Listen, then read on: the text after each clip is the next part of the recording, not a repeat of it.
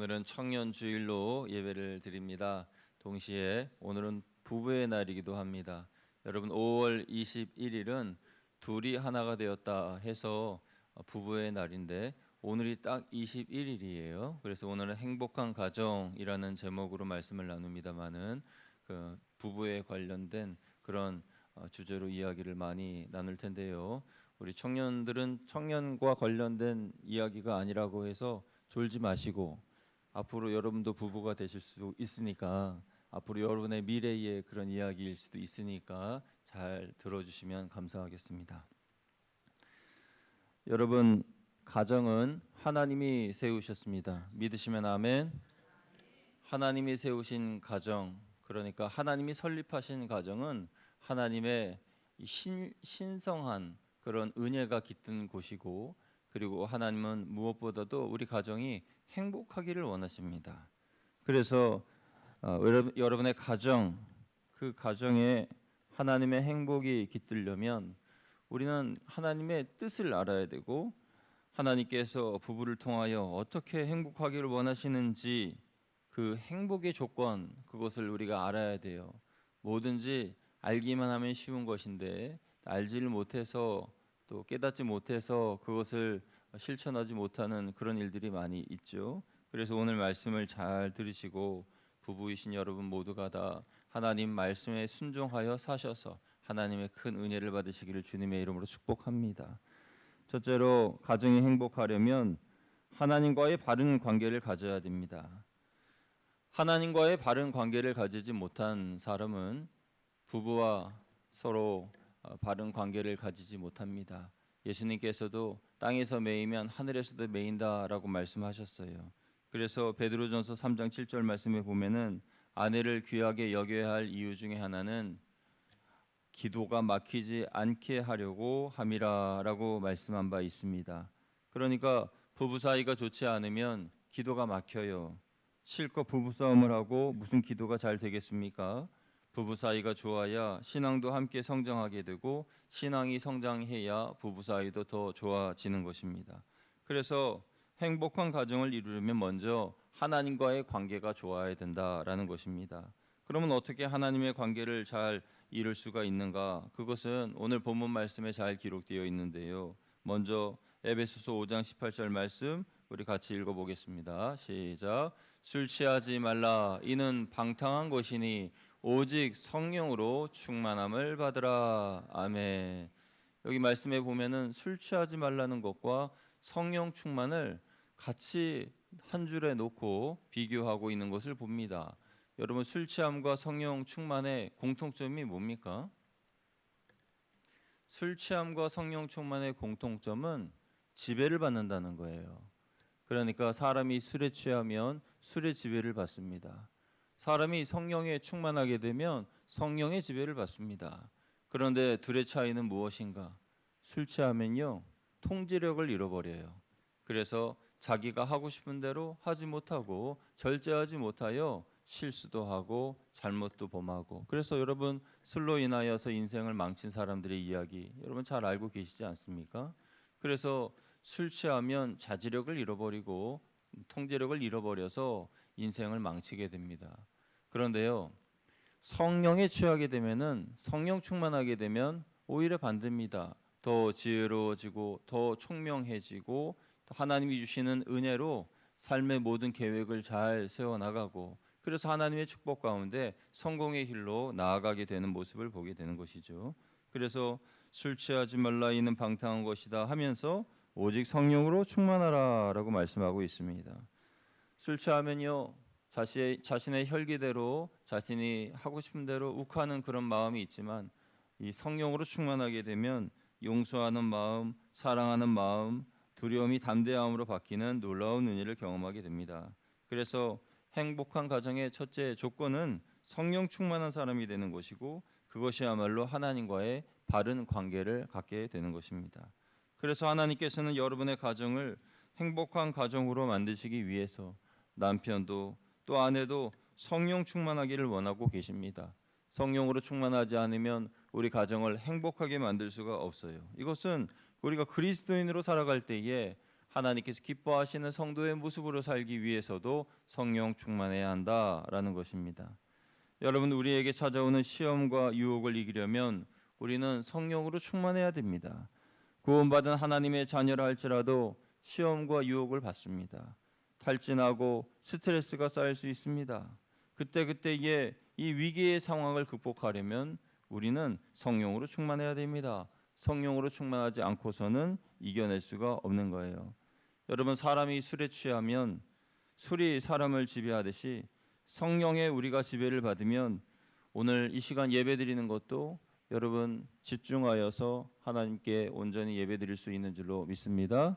그래서 여러분, 저는 그런 생각이 들어요.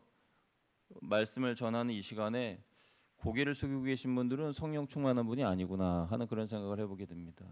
왜요? 말씀에 집중하지 못하니까. 그런 면에서 우리 청년들은 진짜 훌륭한 것 같아요. 우리 청년들은 다 성령 충만한 것 같아요. 그래서 한 사람도 고개 숙이는 사람이 없고 다 저를 쳐다보고 있으니까 얼마나, 오늘도 기도도 너무 잘했어요. 우리 청년들 위해서 박수 한번 할게요. 예, 사랑합니다. 축복합니다. 성령 충만하면요, 예배 시간에 하나님이 주시는 이 말씀을 놓치지 않기 위해서 저를 보셔야 돼요. 예, 저를 안 보시고 고개를 숙이고 계신 분들은 성령 충만함이 좀 떨어졌구나. 소위 성령의 앵꼬가 났구나. 기름이 바닥났구나. 아유, 저분 성령 충만함을 빨리 채우셔야 되는데 어디에서 채워요? 오늘 말씀을 통해서 성령 충만함을 채우시길 바랍니다. 예, 저를 좀 보세요. 예, 저를 좀 보세요. 예, 저를 안 보시는 분들은 옆에 이렇게 툭툭 쳐주세요. 목사님 보라잖아. 이제 툭툭 쳐주세요. 저를 보시고 말씀을 집중해 주시기 바랍니다. 여러분, 우리가 하나님의 온전한 가정으로 성령 충만하여 하나님과 온전한 관계를 이루어야 우리의 가정이 행복한 가정이 될 수가 있어요. 그래서 첫 번째, 가정이 행복하려면 하나님과의 바른 관계를 가져라라는 것입니다. 두 번째, 가정이 행복하려면 자족하며 감사해야 됩니다. 한번 따라하겠습니다. 가정이 행복하려면 자족하며 감사해야 합니다. 아멘. 가족 식구들끼리 서로에 대하여서 불평하는 말들이 많아지면 가정은 행복해질 수 없습니다. 서로 불평하는 이유는 무조건 무언가 만족하는 것이 채워지지 않기 때문이겠죠. 바라는 것, 소원하는 것이 채워지지 않기 때문에 남편은 아내에게, 아내는 남편에게 무언가 불만이 있다는 것은 무언가 만족스럽지 못한 것으로 인하여 불만이 표출되는 것이죠.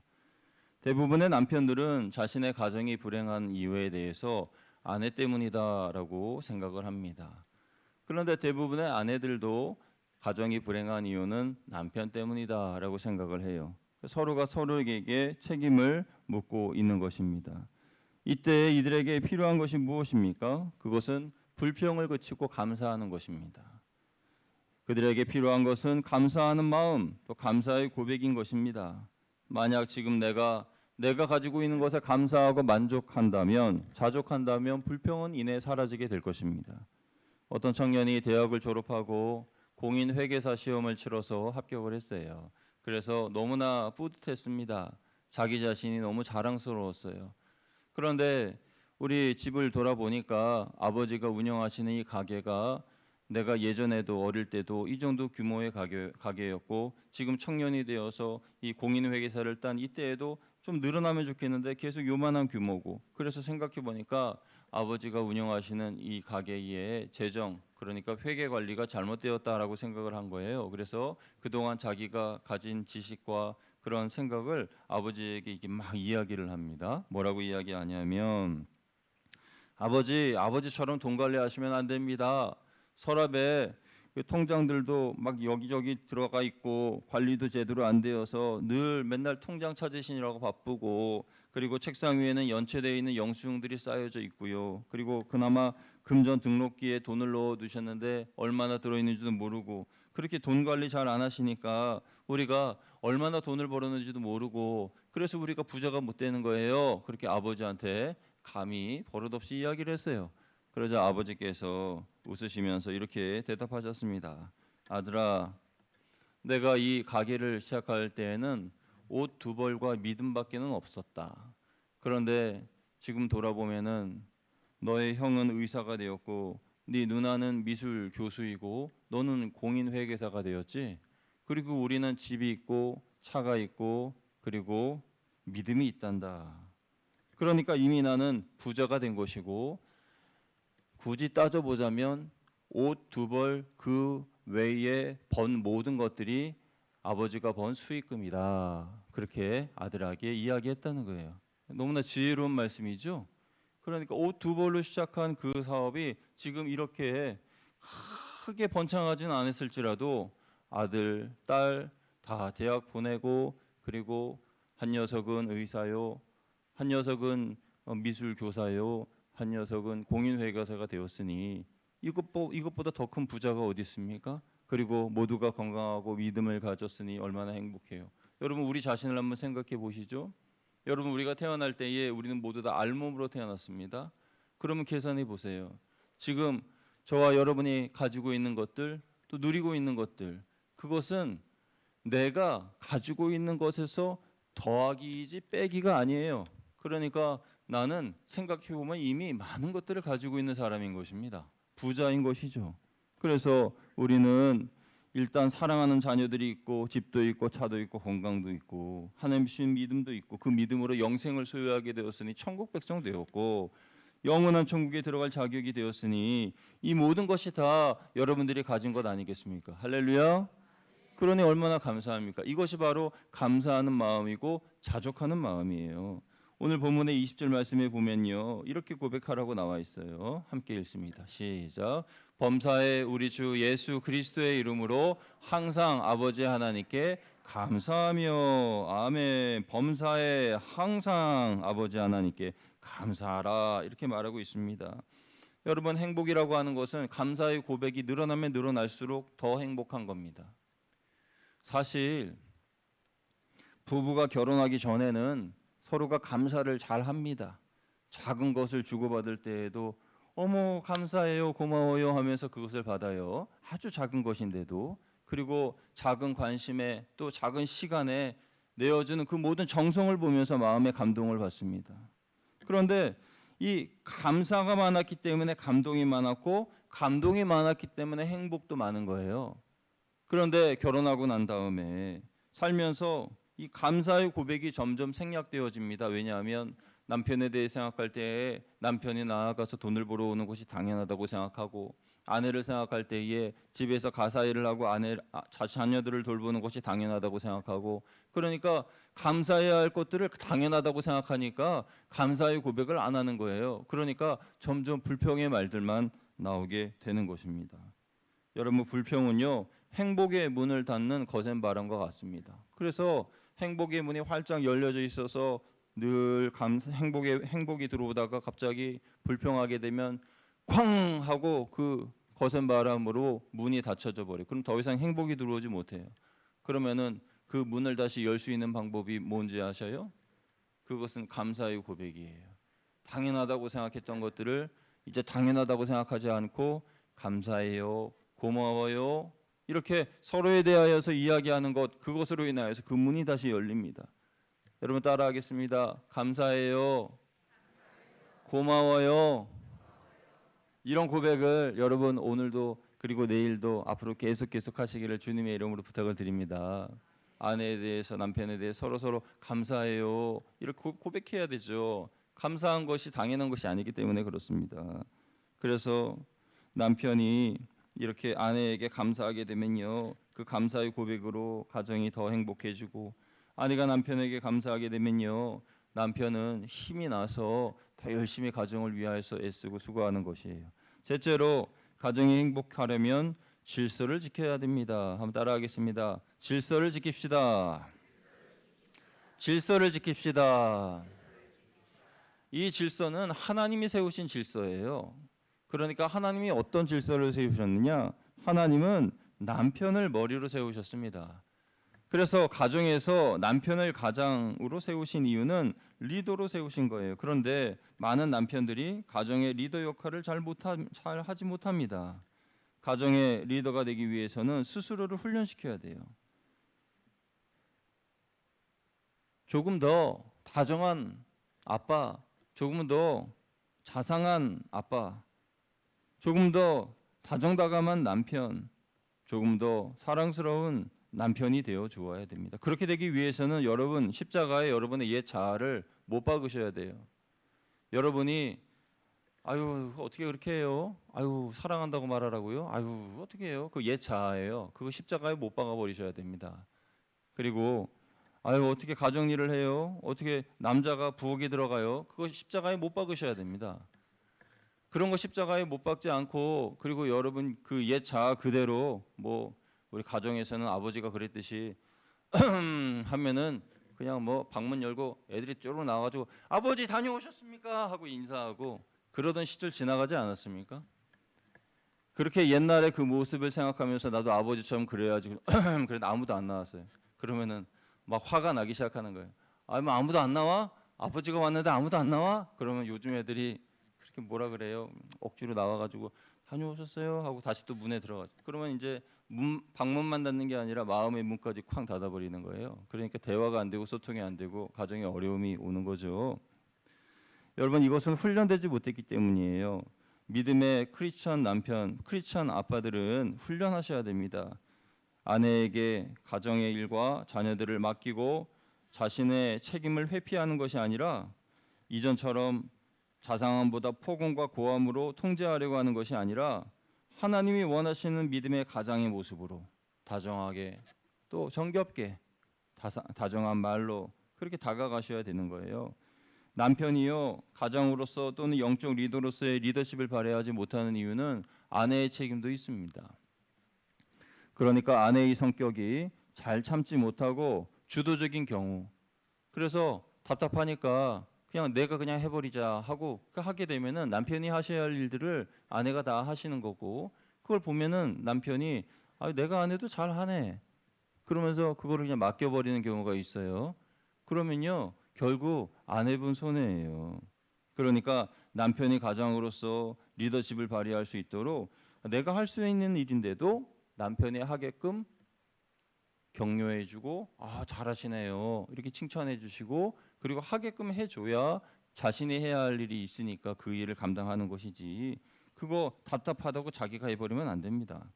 그래서 이 아내의 성격이 잘 참지 못하는 분, 여성분 중에 또 내가 뭔가 주도적으로 해야 하는 그런 성격을 가지고 계신 분, 그런 분들은 좀 잘 참으셔야 돼.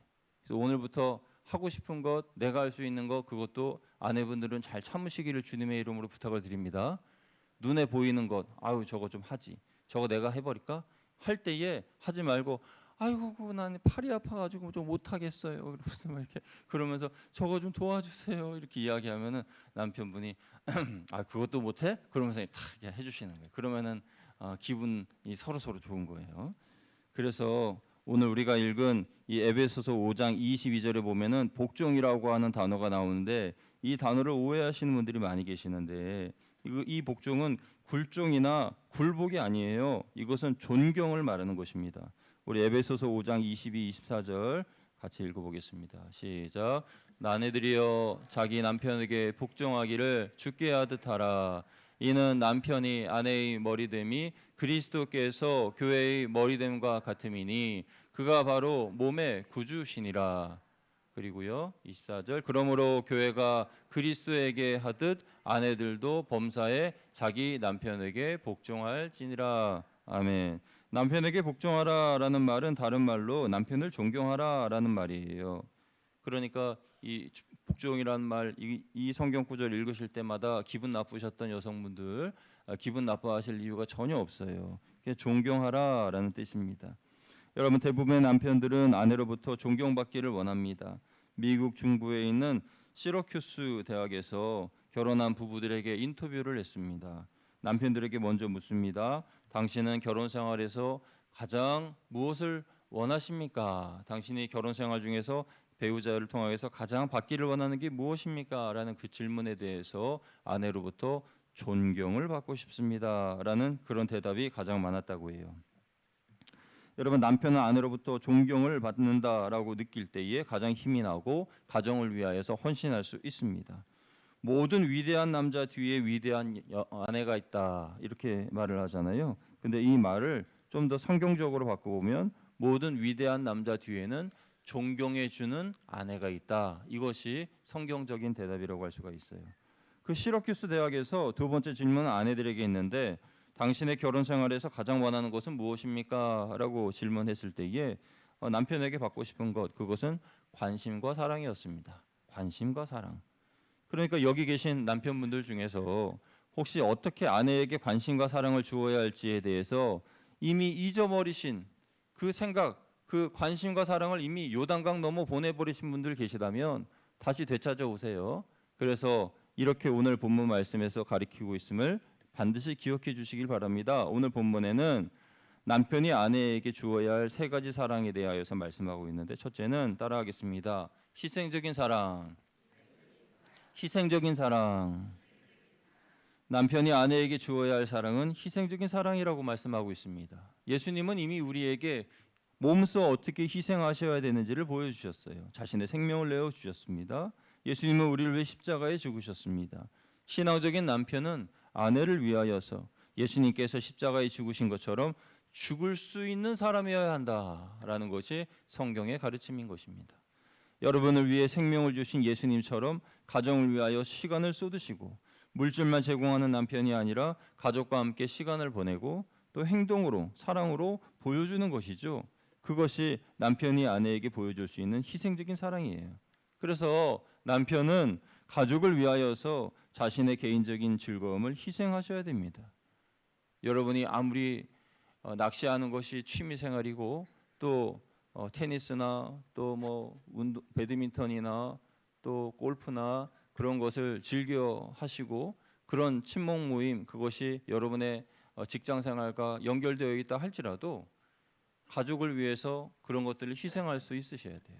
물론 아내와 같이 그 모든 취미 생활을 공유하시면은 상관이 없겠지만은 아내는 그냥 집에 있는데 자기 혼자 낚시 가방 메고 골프 가방 메고 그냥 아침 일찍 나가가지고 밤늦게 들어온다. 그거는 남편으로서의 자격이 없는 겁니다. 성경적인 남편이 아닌 거예요. 남편은 희생할 줄 아는 사람인 것입니다. 개인보다 가족을 먼저 위하는 것이 사랑입니다. 둘째는 거룩하게 하는 사랑이에요. 한번 따라하겠습니다. 거룩하게 하는 사랑. 거룩하게 하는 사랑. 오늘날 많은 남편들이 영적인 지도자의 역할을 포기하며 삽니다. 하나님께서는 남자를 그 가정의 머리로 세우셨는데 그냥 남자니까 머리로 세우신 것이 아니라 영적 제사장으로서, 영적 지도자로서 세우셨기 때문에 머리로 세우신 거예요. 그래서 아내와 아이들은 주일 아침에 교회에 나아가 예배를 드리는데 남편분은 집에서 텔레비전 보시거나 그러면서 뭐 주무시거나 그런 남편들이 많아요. 또 교회에 나온다고 하더라도 그냥 목사님이 빨리 좀 설교 좀 끝내줬으면 좋겠네, 그런 생각하면서 그냥 어쩔 수 없이 예배당에 나와 앉아 계시는 그런 남편분들이 많이 계신 거죠. 그런데 그런 마음을 바꿔야 돼요. 그런 마음을 바꿔서 솔선수범하는, 그래서 내가 먼저 영적으로 성숙해지고 거룩해지는 그런 모습을 가정에 보여주셔야 되는 것입니다. 여러분, 이 십자가, 부부가 지고 가야 할 십자가는요, 아내 혼자 지고 가는 십자가가 아닙니다. 십자가를 보세요. 예수님과 구레네 사람 시몬이 같이 십자가를 양쪽에서 메고 갔던 것처럼 남편과 아내가 양쪽으로 메고 가야 되는 거예요. 자녀를 위한 십자가, 가정을 위한 십자가, 부모님들을 위한 십자가, 그 모든 것들은 어떤 한 사람이 지고 가는 십자가가 아니라 양쪽에서 짊어지고 가야 그 십자가의 무게를 견딜 수가 있습니다.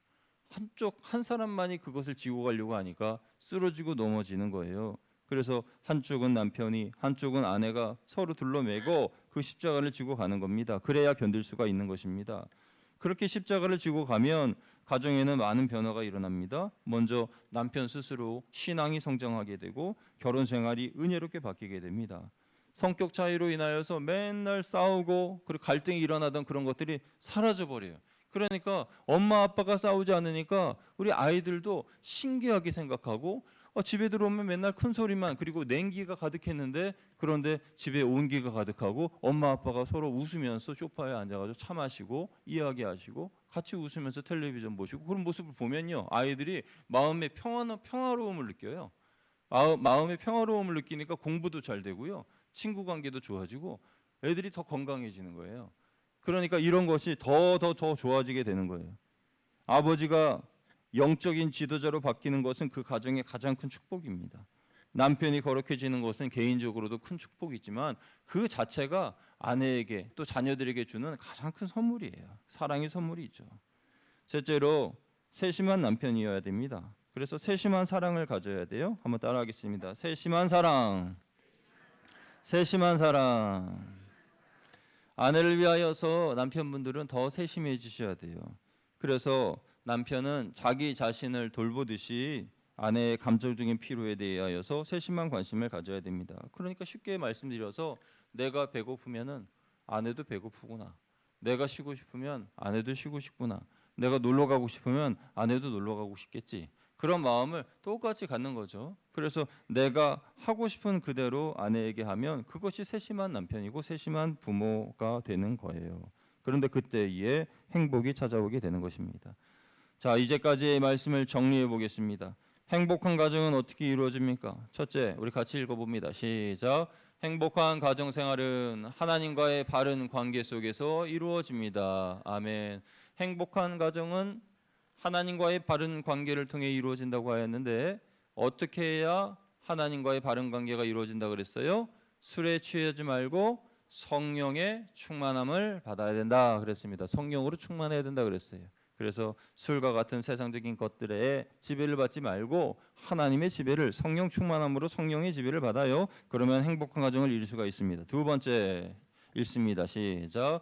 행복한 가정 생활은 감사하는 마음과 자족하는 마음을 가질 때 이루어집니다. 아멘. 아까 공인 회계사의 아버지의 그 고백처럼 여러분이 가지고 있는 것들 되돌아보시면서 내가 처음에는 옷 두 벌밖에 없었으나 지금은 이렇게 집도 있고 차도 있고 우리 자녀들도 이렇게 장성해서 좋은 직업을 가지고 있고 이런 모습들을 생각할 때 나는 얼마나 부자인가, 나는 얼마나 행복한가라는 것을 느낄 수가 있는 것이죠. 세 번째 읽습니다. 세 번째 시작. 행복한 가정 생활은 이루어집니다. 아멘. 바른 질서. 질서는 하나님께서 세워주신 것인데 그 질서는 하나님께서 남편을 머리로 세우셨다고 말씀을 드렸어요. 그래서 아내분들 억울하실지 모르겠으나 항상 남편을 머리로 세우셔서 어떤 일을 결정할 때에 그 결정권을 남편에게 주시는 것 아주 좋습니다. 쉽게 말씀드려서 음식을 만드셨을 때에도요. 그 음식을 내놓기 전에 남편에게 먼저 맛을 보게 하는 것도 좋은 방법이잖아요. 그래서 된장찌개를 끓여도 여보 이거 한번 맛 좀 봐봐요. 난 잘 모르겠어. 그래서 당신이 맛봐요. 그래서 탁 맛보면 좀 싱겁구만. 그러면은 다 거기에다 된장 좀 더 풀어가지고 다시 한번 맛보세요. 탁 됐구만. 그러면 남편이 됐다 그러면 된 거예요. 그러면 이제 탁 내놓는 거예요. 그거는 이제 그 가정의 우선권을 남편에 주고 남편에게 존중하는 거잖아요. 아주 쉬운 아주 그런 간단한 그런 방법인데 그것을 실천하지 않아 가지고 뭐 남편이 싱겁구만 싱거운 대로 먹어 그렇게 이렇게 그러면은 그 가정에 불행이 오게 되는 거예요. 그러면 안 되는 거예요. 바른 질서를 세우셨다는 거예요. 네 번째 읽습니다. 시작. 행복한 가정 생활은 실천을 통해서 이루어집니다. 아멘. 지금까지 드린 이 모든 말씀들을 여러분 실천하지 않으시면 아무런 소용이 없는 겁니다. 실천하셔야 되는 거예요. 행복은요 생각만 한다고 찾아오는 것이 아니에요. 행동으로 옮겨야 됩니다. 특별히 어떤 것을 여러분 실천하시기를 부탁을 드리냐 하면요 져주는 것을 행동으로 옮기시기를 주님의 이름으로 부탁을 드립니다. 따라하시겠습니다. 오늘부터 내가 지겠습니다. 다시 한번 오늘부터 내가 져주겠습니다. 아멘. 여러분 다 그렇게 하셨어요. 여러분 집에 가셔서 절대 이기려고 하지 마시고 항상 지십시오. 여러분 결혼 생활에 보면요 세 종류의 결혼 생활이 있대요. 첫째는 남편과 아내가 서로 이기려고 경쟁하는 그런 가정이에요. 그러니까 이런 가정은 젊은 부부들이 많이 있죠. 그래서 뭐 기성권을 제압해야 된다, 우선권을 제압해야 된다. 뭐 지금 기가 죽으면 평생 기가 죽는다. 뭐 이런 잘못된 훈수를 들으시고 그대로 하려고 그러다가 싸우는 그런 부부들이 많이 있는데요. 그러면 안 됩니다. 남편과 아내가 서로 말로써 또는 침묵으로 싸우죠. 그 침묵 끝에 누군가 이긴 것 같아도 결국 돌아오는 것은 마음의 상처밖에 없어요. 전혀 유익된 것이 하나도 없습니다. 그래서 서로 이기려고 하면 안 되는 것이죠. 두 번째 가정은요. 한쪽이 이기고 한쪽이 지는 가정이에요. 그래서 한쪽이 항상 이겨요. 근데 한쪽은 항상 져요. 그러면 뭐가 문제냐? 그 지는 쪽은 이 막 우라통이 막 치밀어 오르는데 이 지니까 그걸 표현할 수는 없고, 그래가지고 이제 화를 참다 보니까 병이 생기는 거죠. 그러면서 한쪽이 계속 지는 것은, 그것은 평안한 듯 보이지만은 늘 패배하는 쪽에서 마음에 우라가 쌓여서 그러는 중에 그 가정의 행복이 깨어지게 되는 거예요. 그래서 세 번째 가정이 이상적입니다. 세 번째 가정은 부부가 서로 져주는 가정이에요. 이런 가정이 이상적입니다. 부부가 서로의 말에 귀를 기울이고 서로를 돌보고 서로를 용서하고 그리고 섬기고 용납하고, 이런 모든 것들이 다 행복의 비결이에요. 그것을 바로 성경에서 피차에 복종하라 그렇게 말씀하고 있어요. 피차에 복종하라. 서로 피차 복종하라. 서로가 서로에게, 남편은 아내에게, 아내는 남편에게 서로 복종하는 거죠. 여러분, 우리도 주님으로부터 복종을 배웠습니다. 예수님은 누구에게 복종하실 이유가 전혀 없는 분이었어요. 그런데 하나님의 말씀에 순종하여 십자가에 달려 죽으셨습니다. 저와 여러분을 구원하기 위하여 죽으신 것이죠. 그런데 예수님의 십자가에 달리신 그 죽음과 그 복종을 우리가 보고 사랑을 받기만 하고 그 사랑을 실천하지 않는다는 것은, 그것은 하나님 앞에 정말 하나님이 기뻐하지 않는 일들을 하는 것입니다. 우리는 져주는 사랑을 해야 됩니다. 남편은 주님의 사랑으로 아내에게 져주시고, 아내도 주님의 사랑으로 남편에게 져주시고, 그래서 서로가 서로에게 져주는 것이 서로를 존중하는 것이고 피차를 세우는 것이고 행복한 가정을 이루는 것입니다. 오늘 말씀을 하나님께서 주신 말씀인 줄로 믿고 그대로 순종하기를 원하시는 분은 아멘. 기분 나쁘신 분은 아멘. 기분 안 나쁘시죠?